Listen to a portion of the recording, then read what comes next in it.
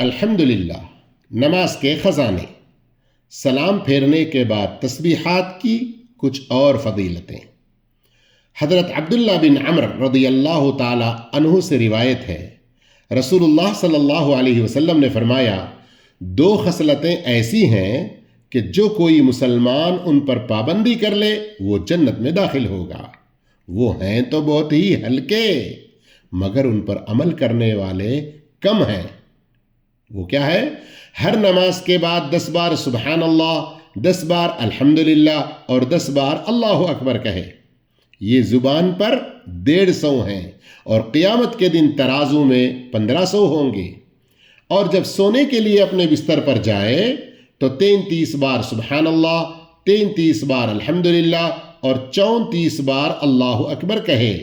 یہ زبان پر 100 ہیں مگر قیامت کے دن ترازو میں 1000 ہوں گے۔